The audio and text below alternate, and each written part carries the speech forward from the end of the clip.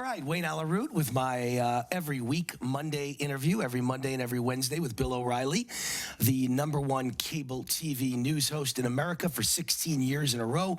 We love and we're honored and we're proud to have Bill on our show. Also, the author of the #1 bestseller, Killing the SS. Congratulations and welcome back to the show, Bill. Happy Hanukkah, Wayne. Thank you very much. I'm a Christmas and a Hanukkah guy, so I'll take half it. George H.W. Bush. I do. I've always done a double dip, always. I was the only Jewish kid in the neighborhood who had a Christmas tree. I loved it. Always did. George H.W. Bush passed over the weekend, very sad. And I just wanted to talk to you a little bit about his legacy, his relationship with the press. I know Time magazine called him a wimp. Now suddenly, like John McCain, the press loves him. Nothing but accolades. Let's talk about it for a minute. Your thoughts? Well, I didn't really know President Bush the Elder very well. I met him a couple of times. I corresponded with him. In fact, tonight on BillO'Reilly.com, I will read you two of the letters that he sent me, both provocative, that he made me promise I wouldn't release them until he passed. So this will be the first time those letters are read. We'll do it on BillO'Reilly.com tonight. I also have a letter that he wrote about Dan Rather that I will read tonight. President Bush was an establishment-rich guy.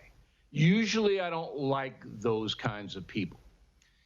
But he was the youngest Air Force pilot in World War II in the Pacific Theater, shot down, as you know. And then he went on to an amazing career in government. Everyone I know who knows him very well, and again, I don't know him very well, we had a good relationship, but I'm not a close friend, said that he was a very good-hearted man who loved his country, and that was obvious, and who was honest. So good-hearted, patriot, and honest, I don't think you do better than that. No, I think he made one big mistake. Read my lips, no new taxes, and then go back on it. That was his only real mistake, or he would have been reelected and he would have been a two-term president. I don't know whether he would have been reelected or not because the economy was like this back in 1991. There were three big things that happened in President Bush the Elder's administration. The first one was that the Berlin Wall came down. I was there. I was in Berlin. And it was absolute anarchy. I remember I was standing in front of the wall as people were jumping over it, and then they were hammering jackhammers, and they ran through. You know what the first thing was that people did when they got to free West Berlin? They went to the grocery stores. They rushed into the grocery stores to buy fruit. They couldn't get that in East Germany. Now, that could have been a disaster because there was a lot of anger on the part of the people who were being, for the first time, freed. When they got over to the West, they saw how free people were, what they had, and then compared it to what they had was nothing in a communist zone. President Bush managed that pretty well. As President Obama said on 60 Minutes, he didn't spike the ball. He could have. He didn't gloat about how much better the United States and capitalism is than the Soviet system. He could have. He gave Gorbachev, the president of the Soviet Union at the time, he gave him some respect. And that led to a very smooth transition, I shouldn't say very, but a smooth transition from the totalitarian to the free in Eastern Europe. Number one. Number two was the first Iraq War. Again, I hate to brag, but I was there in Kuwait a day after Saddam retreated. And I was on the highway of death. You may remember there was one road that leads from Kuwait into Iraq.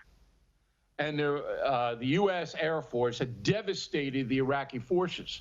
But President Bush allowed the Iraqi forces to go back to Iraq when he could have destroyed every one of them or captured them.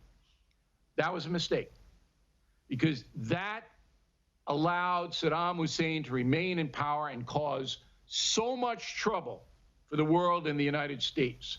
That was a mistake. And Bush did it because of the Saudis. You know how it goes around? The Saudis are Sunni Muslim. Saddam's a Sunni. The Saudis didn't want him and his regime taken out, so the Shiites would take over. That's Iran. Okay?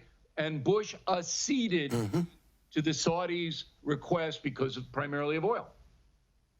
And the third thing that happened was, you mentioned it, that read my lips, no new taxes. Bush was an establishment guy, as I've stated, and a guy who wanted consensus. He didn't like the division in government between the Democrats and Republicans.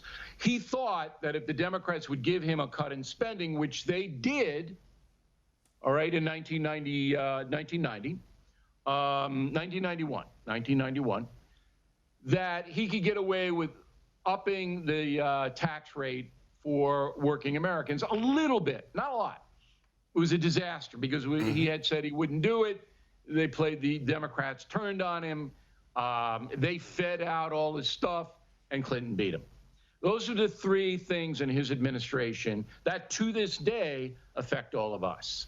But all in all, I would say probably one of the greatest resumes, if not the greatest resume of any statesman, any politician, any president in history. Just an amazing guy, an amazing resume. We all have to remember that, George H.W. Bush.